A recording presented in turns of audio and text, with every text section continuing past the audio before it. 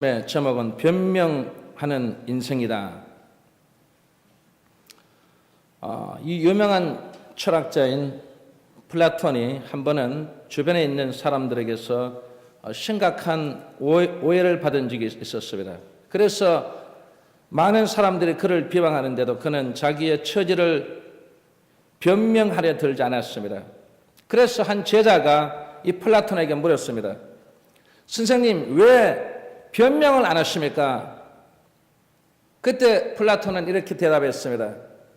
그들의 비난을 종식시킬 수 있는 것은 나의 변명이 아니다.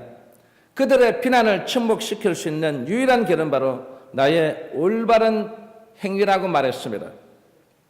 오늘의 이 성경 본문은 호렙산 앞에 떨기나무 가운데서 나타나신 하나님이 이 모세와 대화하는 내용인 것입니다. 모세는 그때 이 미디안 광야에서 양을 치고 있었는데요. 모세는 40세까지 애굽의 왕자로 성장하였고 자기 동족을 확대하는 이 애굽인을 살인한 이후에 그는 미디안 광야로 도망쳐서 그곳에서 이 이드로의 집에서 양을 치며 40년을 보냈습니다. 그런데 하나님은 비로소 모세를 불러서 애굽에 가서 노예로 학대받는 이스라엘 백성을 구원해내라고 명령하신 것입니다. 우리는 이걸 요즘 말로 말하면 그거 가서 전도해서 그 영혼을 데려오라는 것입니다. 그때 모세는 완강하게 그것을 할 수 없다고 버틴 이 내용인 것입니다. 우리가 그의 이 변명을 보면 그럴듯하지 않습니까? 사람은 하나님의 부르심과 소명을 거역할 수가 있을까 없을까요? 거역을 할 수가 없는 것입니다. 또한 거역할 이유도 없는 것입니다. 오늘 우리도 하나님의 이 부르심을 받았을 때 거역하면 될까요? 거역 안 해야 될까요? 거역을 안 해야 되는 것입니다. 그래서 성경에 보면 이 변명이 있었어도 안 된다고 분명하게 말씀했습니다. 사실 변명이란 이 사리를 가려내고 똑똑히 밝히는 것이 아닙니까? 그래서 이걸 우리가 이 변명은 나쁜 것은 아니라겠습니다. 그러나 하나님 앞에서만큼은 이 부르심에 거역하는 일은 사려 깊은 신앙이 아니라는 것입니다. 우리가 사리를 따져서 반박할 수 있을 만큼 하나님이 과연 어리석습니까? 이것은 우리에게 불신앙입니다. 그리고 불순종입니다. 그리고 이것은 교만한 행동이고 이것은 어리석은 일이라고 성경은 분명하게 말했습니다. 여기 성경 본문에서 모세의 변명을 보세요. 일종의 이 핑계입니다. 그래서 그는 원망이고 불평에 불과한 것이라고 말했습니다. 그는 자신이 애굽의 왕자로 한참 애국심으로 불타고 있을 때 혈기왕성한 이 젊음이 있을 때에 왜 자기를 주시지 않고 다 늙고 힘이 없고 아는 것도 잊어버리고 의욕도 떨어진 지금에 와서 그 일을 하라고 하시느냐고 하는 이 일종의 항의지 않습니까? 그래서 성경은 분명 우리는 이거 어떤 곳에서 어떤 나이든 우리가 언제든 상관없이 하나님께서 명령하시면 그 명령대로 우리는 따르고 우리는 그 명령대로 순종해야 되는 것이 바로 우리라는 것입니다. 그래서 누가 하나님과 변론하겠습니까? 누가 하나님의 뜻을 거역할 수 있습니까? 누가 하나님께 원망하고 불평할 수 있습니까? 하나님은 이 사람과 변론할 필요가 없는 분이십니다. 그래서 하나님은 이 사람의 원망이나 불평을 받으실 만한 분이 아니시라는 것입니다. 그런데도 여러분 보세요. 하나님은 하나님의 그 자존심을 다 접으시고 모세를 끈질기게 설득하는 그 장면인 것입니다. 만약에 제가 하나님이라면요, 이 모세가 말도 안 되는 소리를 할 때 제가 뭐라고 말할까? 야 이놈아, 그냥 관둬라. 내가 뭐 사람이 없어서 너를 찾는 줄 아냐? 너 없어도 얼마든지 이 세상에 너와 같은 사람이 있다는 것입니다. 저 같으면 그렇게 말했을 텐데 하나님께서는요 그렇게 말씀하지 않았어요. 성도 여러분, 모세가 하나님의 부르심에 대해서 변명한 이유들을 보면 오늘 우리들이 하나님의 이 부르심에 대해서 변명하는 것들과 똑같은 것입니다. 그러면 모세나 우리들이 어떤 변명으로 일관하고 있는지를 우리는 살펴볼 필요성이 있습니다. 첫 번째 변명은 한번 합시다. 변명은 불신자의 말이다. 변명이 불신자의 말인 것입니다. 오늘 모세는 11절에 보니까 내가 누구간데 바로에게 가며 이스라엘 자손을 애굽에서 인도하여 내리게 했습니다. 즉 나는 그 일의 적격자가 아니라는 것입니다. 그때 하나님께서는 12절 말씀하니까 내가 정녕 너와 함께 있으리라. 내가 정녕 너와 함께 있으리라. 내가 백성을 애굽에서 인도하여 낸 후에 너희가 이 산에서 하나님을 섬기리니 이것이 내가 너를 보낸 증거니라 하겠습니다. 오늘날 우리들의 변명도 같습니다. 나는 그 일의 적격자가 아니라고 우리는 변명합니다. 그래서 우리는 능력이 없다고 변명하고 그리고 자격을 안 갖췄다고 변명합니다. 그래서 우리가 일꾼이 될 때도 보면 아이고 저는 목사님 자격이 안 갖춰져서 아직은 안 되겠습니다. 여기에 여러분 자격 갖추고 하는 사람 누가 있을까요 여러분? 이 대한민국에는 우리 믿는 사람들은 우리 중력자들이 나중에 보면 자격 갖춘 사람은 저는 한 사람도 없다고 봅니다. 그런데 우리가 자격은 없지만 그러나 저에게 주님께 그 자격을 주셔서 저에게 그 일을 감당함으로써 여러분 조금씩 그 자격을 갖추어가는 정말 그렇게 돼가는 것이 우리의 일꾼 아니겠습니까? 그리고 돈도 없고 시간도 없고 은사도 없는데 무슨 어떻게 제가 그 일을 감당하겠습니까? 그래서 이구동성으로 말합니까? 아이고 아직은 내 때가 아닙니다. 여러분 모두 없다는 우리의 핑계를 대는 것입니다. 그래서 성경은 뭐라 했습니까? 이것은 하나님 앞에서 교만한 모습이라 했습니다.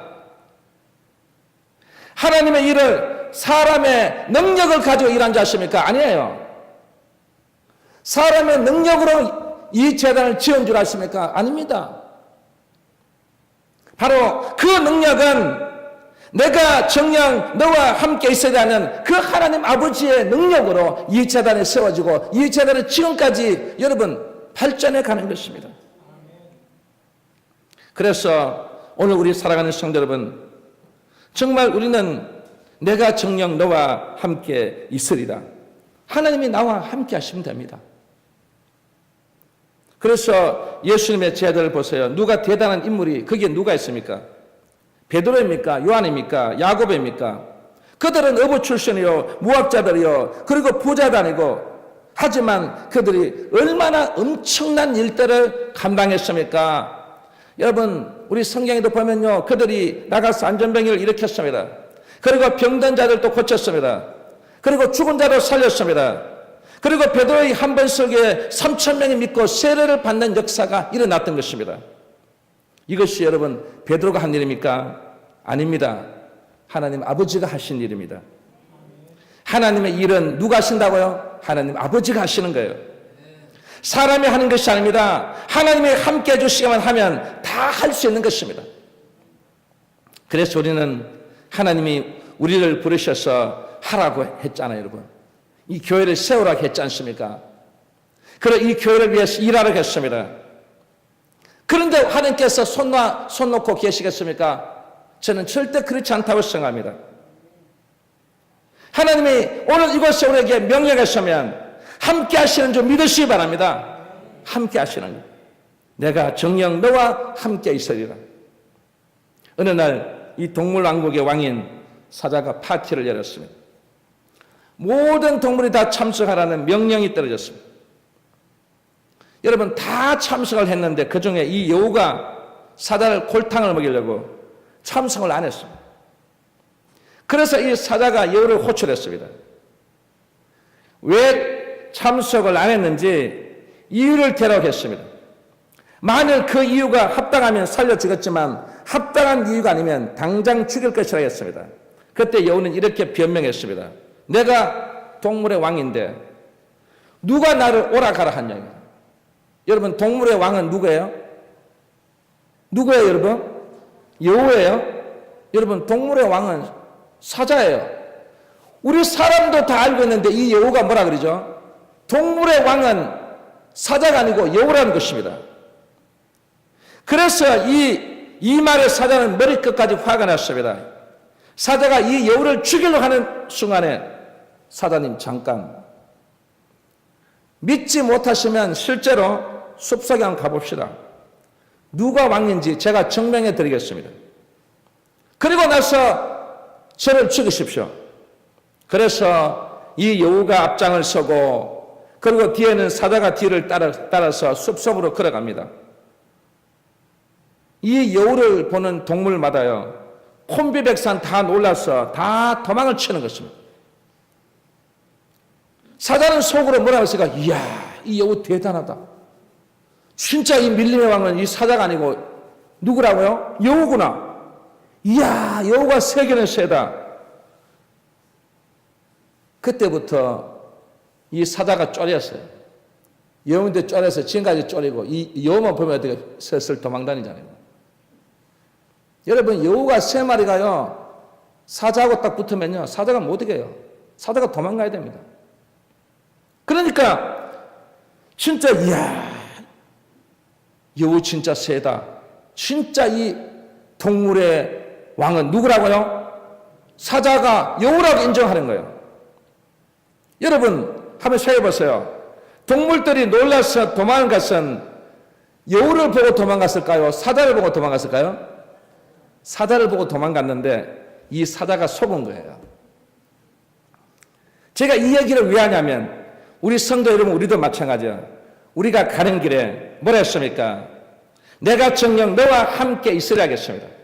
여러분이 어느 곳에 있든지, 여러분이 어떤 곳에 있더라도 하나님 아버지는 여러분과 함께 하십니다.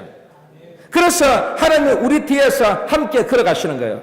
함께. 그래서 여러분, 저를 보고 놀라는 게 아니고 누굴 보고 놀래요? 하나님 아버지 보고 놀라서 여러분 그 사자를 보고 콤비백산 다 도망친 것처럼 오늘 우리는 하나님 아버지가 우리 뒤에서 함께 걸어가시기 때문에 다 놀라서 콤비백산 물러가는 것입니다. 하나님은 우리 뒤에서 함께 하시기 때문에 여러분 우리 두려움은요 다 여러분 떠나보냈어요. 우리 뒤에서 하나님 아버지께서 저와 항상 그래서 뒤에 다 계시기 때문에 여러분 계신다는 그런 확신이 옵니까 여러분? 뒤에 지금도 계셔서 제가 설교하는데 저를 막 밀어주고 제 막 어디 스포트 해주시는 거예요. 오늘 이 시간에 여러분 우리는 정말 이런 우리의 어떤 이 두려운 이런 문제 이런 걸 다 보냈어요. 내가 정녕 너와 함께 있으라는 이 하나님의 음성을 듣고 살아갈 수 있기를 주의 이름으로 축원합니다. 두 번째 한번 더 합시다. 변명은 실패자의 말이다. 변명은 실패자의 말이에요. 이 돈 월드라는 사람이 변명은 이 실패의 집을 짓는데 사용되는 목과 같다고 했어요. 이건 뭐냐면 썩은 나무에다가 못을 치는 것과 똑같은 것입니다. 썩은 나무에 못을 치는 것은 그것은 아무런 의미가 없는 것입니다. 실패의 집에다가 여러분 못을 쳐봐서 그건 아무런 의미가 없는 것입니다. 그렇습니다.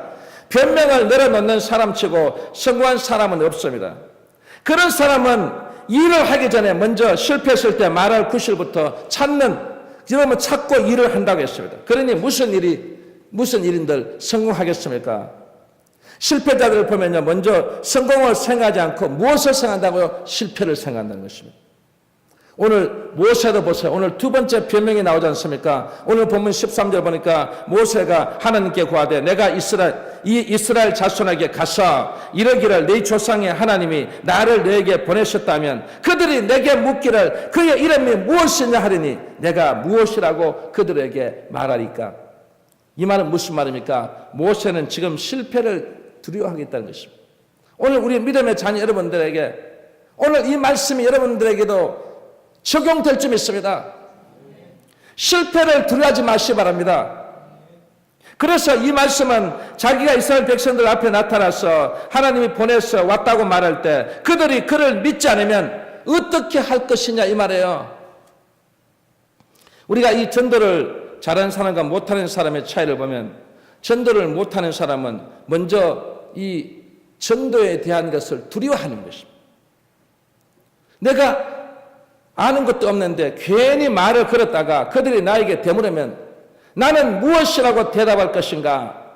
나는 성경 지식도 적고 괜히 창피만 당할지 모른다고 생각하는 것입니다.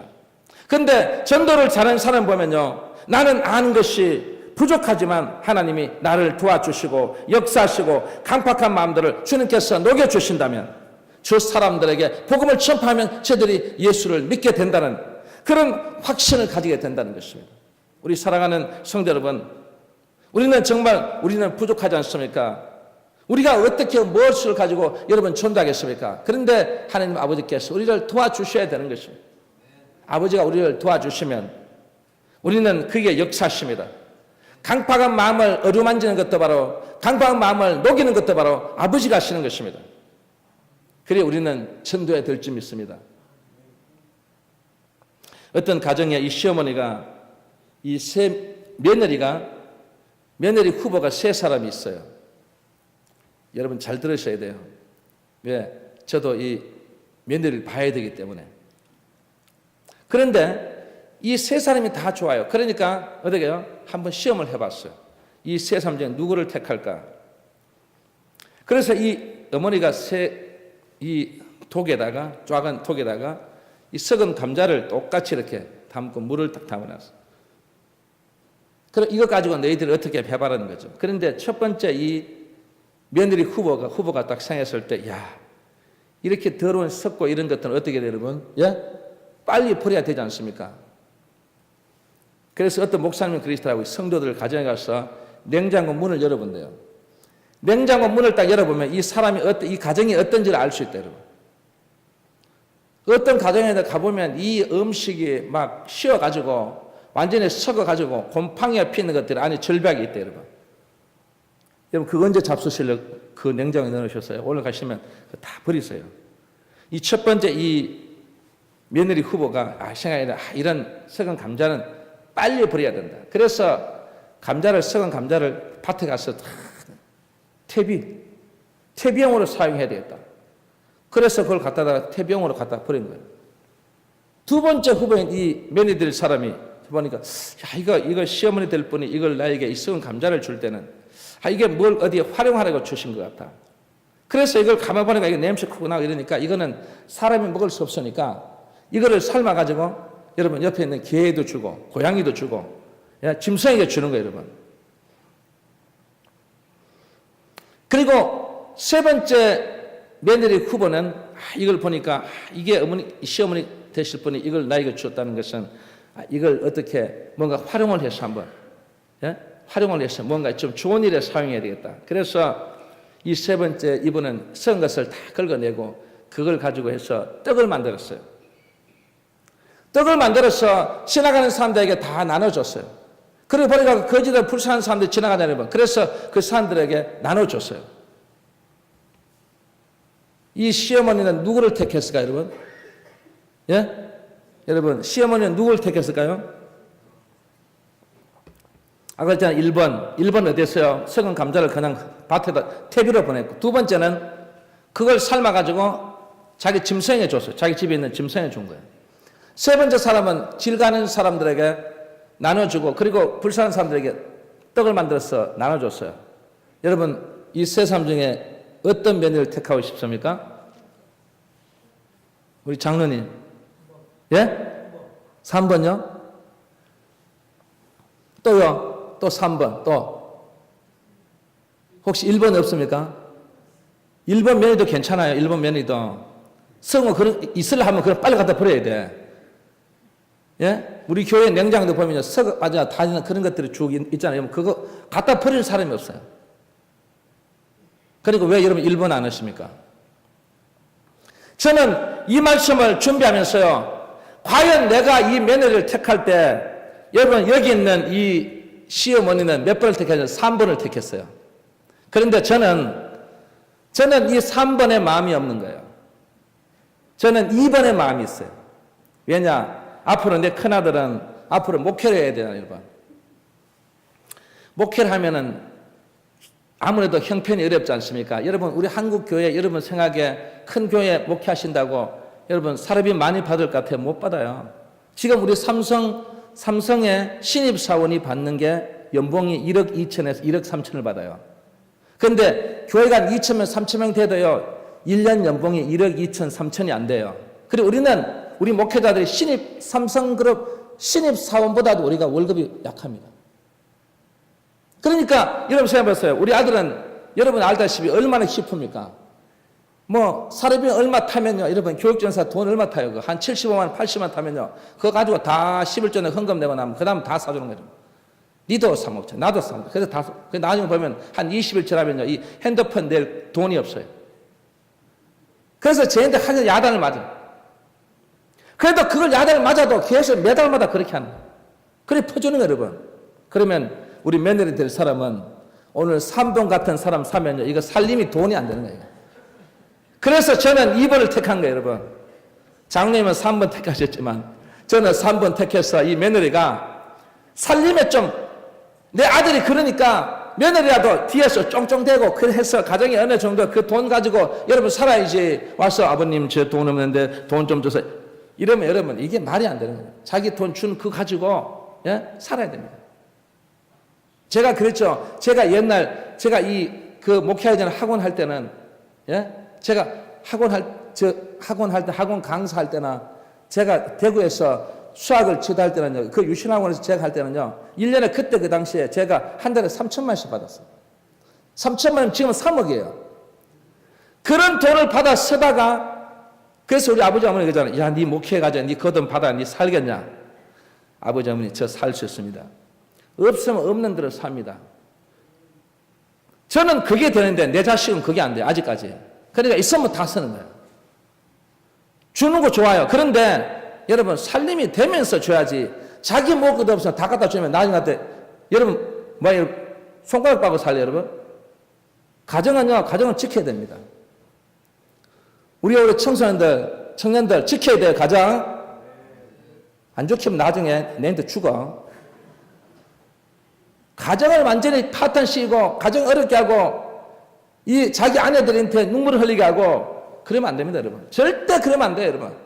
가정을 지키면서 나눠주고 해야지, 가정을 완전히 파탄시키면서 그건 아니에요, 여러분. 그래서 우리는 오늘 이 세 사람의 며느리를 볼 때 저는요, 첫 번째 며느리도 괜찮다고 봐요. 그런 사람 봐도 괜찮아요. 집에 이렇게 있는 거 가지고 빨리 갖다 버려야 돼요, 여러분. 그거 먹지도 못하는 거. 결국은 내일 모레 되면 썩어가지고 냄새 나가지고 쉬어가지고 못 먹을 거 빨리 버려야지. 왜 그거 됩니까? 저는 1번, 2번 며느리가 저는 더 제 마음에 와닿는데 여러분은 모르겠어요. 몇 번인지. 그러니까 이런 모든 생각, 이런 것들이 보세요, 여러분. 다 어떤 우리의 마음이라는 것은 이렇게 다 다르지 않습니까? 그러나 우리가 살아가는 데 있어서 오늘 정말 우리가 믿음으로써 살아가는 우리 믿음의 자녀들에게 정말 우리 어떤 생각과 마음이 어떤 이 실패하는, 먼저 실패를 생각하지 말자는 것입니다. 아멘? 그리고 마지막 세 번째 한번 답시다. 변명은 비겁자의 말이다. 우리 옆에 분에게 한번 얘기해 보세요. 변명은 비겁자의 말이다. 한번 큰 소리로 시작. 변명은 비겁자의 말이다. 비겁자의 말이에요. 변명은 비겁한 사람의 자기 합리화라겠습니다. 정직하지 못한 사람이 다른 것에 이유를 대며 하는 그 원망이라고 할 수 있습니다. 그래서 변명은 무엇을 나타내지 않습니까? 핑계를 나타내요. 그리고 그 핑계는 무엇으로 발전되냐면 불평으로 발전됩니다. 그리고 이 불평은 결국 하나님께 대한 원망으로 발전되기 때문에 우리는 이 무서운 것입니다. 광야에서 이스라엘 백성들이 그랬지 않습니까? 광야에서 이스라엘 백성들이 그들은 변명하다가 그리고 핑계를 대다가 나중에는 불평하다가 결국 나중에 하나님께 원망함으로써 그 민족은요, 그 가나안 복지에 들어가지 못했다는 것입니다. 그래서 오늘 이 본문에 보면 모세는 자기 입이 둔하고 뻣뻣하니 나 말고 다른 사람을 보내도 되지 않느냐고 말했습니다. 여러분, 자기가 못하면 그만이지 왜 남까지 끌어야 되냐 말이죠. 그래서 결국은 누가 끌어야 됩니까? 바로 자기 형 아론까지 끌어야 됩니다. 우리가 말하는 저 형 끌어들여서 그 40년 동안 개고생 시킵니다. 여러분 제발 그런 고생 시키지 마세요. 그래서 그는 보세요. 정말 얼마나 비겁한 짓입니까? 내 입이 뻣뻣하다고, 내 입이 둔하다고. 여러분, 우리 입이 뻣뻣합니까, 여러분? 우리 입이 얼마나 부드러운데요? 우리 입이 둔해요, 여러분? 우리 입이 얼마나 여러분 둔하지 않는데요? 사실 입이 문제입니까? 입이 문제 아니에요. 뭐가 문제죠? 우리 마음이 문제예요. 마음이 문제지 우리 입이 문제가 아니에요, 여러분. 여기 있는 분들 말 못하는 사람 어디 있습니까? 다 말 잘합니다. 그런데 중요한 것은 뭐냐면 하나님이 시키시는 대로 하고자 하는 마음이 중요하다는 것입니다. 그래서 하나님께서 이 200만이 넘는 이 영혼들에 가서 네가 복음을 전해서 그 복음을 전하라는 그 명령을 받았으면 모세는 가서 복음만 전하면 되는 것입니다. 그러면 그 민족을 이끌고 가나안 복지로 가게 되어 있는 것입니다. 하나님이 모세를 애굽으로 보내시려는 뜻은 바로 내 백성을 전도해서 구원시키는 것은 아버지가 하시기 때문에 그 명령에 따라가겠는데 그 명령에 따르지 않는 것입니다. 여러분, 오늘 우리 가정도 우리 사회도 우리 이웃도 누가 전도해야 됩니까? 바로 내가 전도해야 되는 것입니다. 이 히틀러 정권의 한가다가 8년 동안 이 옥고를 치른 이 마르틴, 이 미네르 목사님이 있습니다. 이 미네르 목사님의 간증이에요. 전쟁이 끝날 무렵에 그는 꿈을 꿨는데 7번이나 꿈을 꿨는데 그 꿈이 똑같은 꿈을 꿨어요. 그 꿈의 내용을 제가 여러분에게 설명하면 많은 사람들이 한 줄을 서서 하나님의 심판을 받는데 심판대 앞에 선 사람들은 한 사람도 뒤를 돌아보지 못하고 자신만 바라보고 자신의 죄를 하나님께 고백합니다. 하나님, 저를 용서해 주십시오. 제가 이렇게 살았는 건 너무너무 부끄럽습니다. 그러면서 많은 사람들이 하나님께 고백하고 용서를 구하겠는데 거기도 보니까 미네르 목사님이 있어요. 그 목사님이 그 뒤에 같이 서 있는데 아니 앞에 가만히 보니까 어떤 사람이 자꾸 이상하게 그는 죄를 고백하지 않고 회개하지 않고 자꾸 뒤를 돌아보면서 자꾸 변명을 하는 거예요. 그래서 그 사람이 누가 싶어서 이 미네르 목사님이 가만히 살펴보니까 바로 그 사람이 바로 히틀러였어요. 그때 히틀러의 생각을 딱 하는 순간에 그 순간에 이 미네르 목사님에게 하나님께서 나타나셨어요. 나타나서 이 미네르 목사님에게 히틀러가 이렇게 된 것이 바로 너 책임이라는 것입니다. 이 말을 들은 이 미네르 목사님은요 소스라치게 놀랐습니다.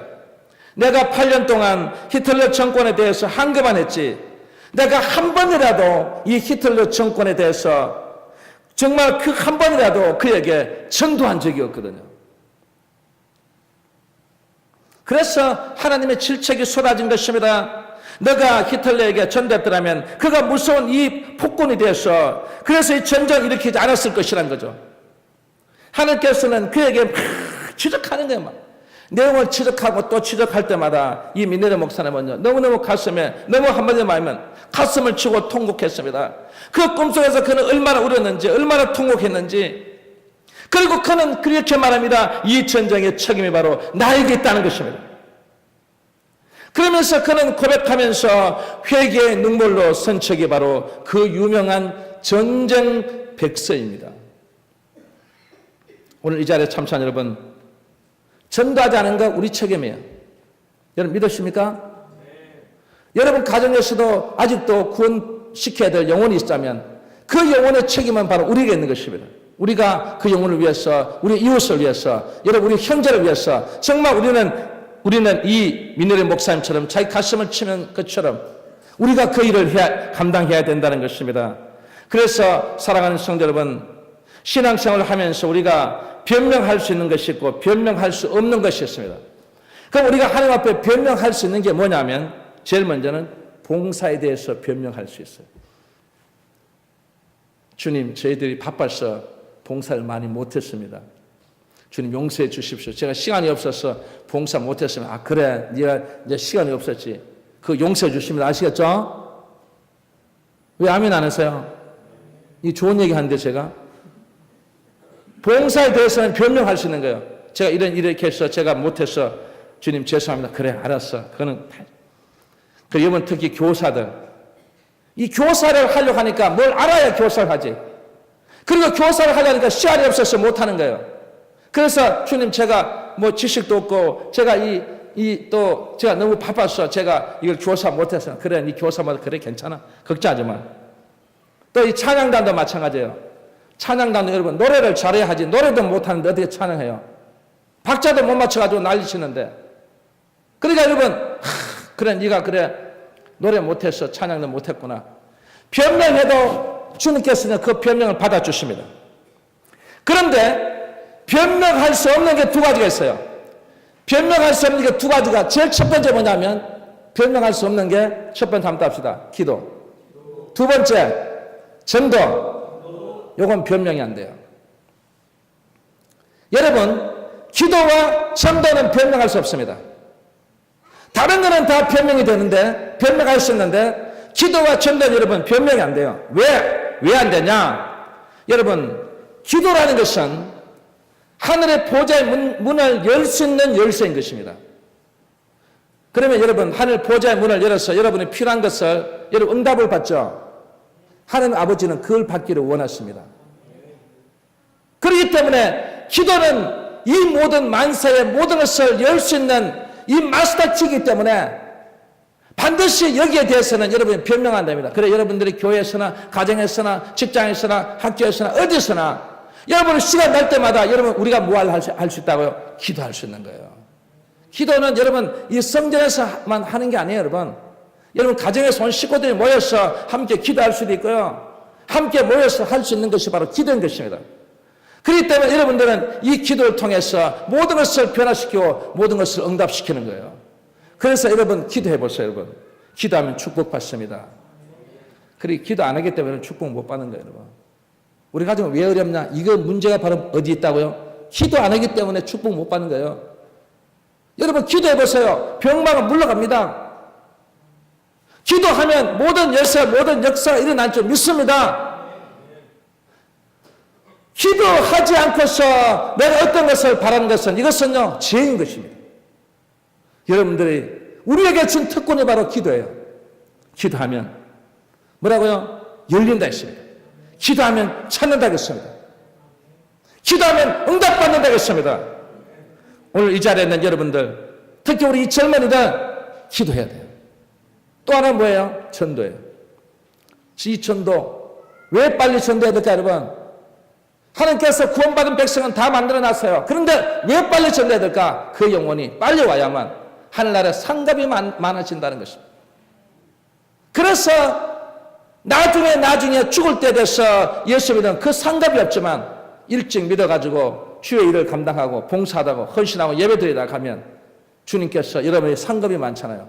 그것 많이 받기 위해서 우리가 전도해야 되는 것입니다. 오늘 이 자리에 참석한 여러분, 오늘 우리는 어떤 변명 속에 이 기도와 전도에 대해서는 변명할 수 없기 때문에 오늘 우리 모두는 함께 정말 이번 2019년도는 한번 더 합시다. 2019년도는 기도 많이 하겠습니다. 전도 많이 하겠습니다. 예, 이 자리를 채우는 목적이 있어요. 부귀영화 우리 영광 나타내려고 하는 게 아니에요. 그 영혼들이 와서 이 재단에서 일하면서 주의 귀한 상급을 많이 받도록 하기 위한 오늘 우리 모두가 명심하셔서 오늘 이 말씀을 꼭 내 마음에 새기고 살아갈 수 있는 여러분들 다 될 수 있기를 주의 이름으로 축원합니다. 축원합니다. 기도하겠습니다. 아버지 오늘 귀한 말씀을 통해서 우리는 변명하는 인생이었지만 그러나 이제는 변명하지 않습니다.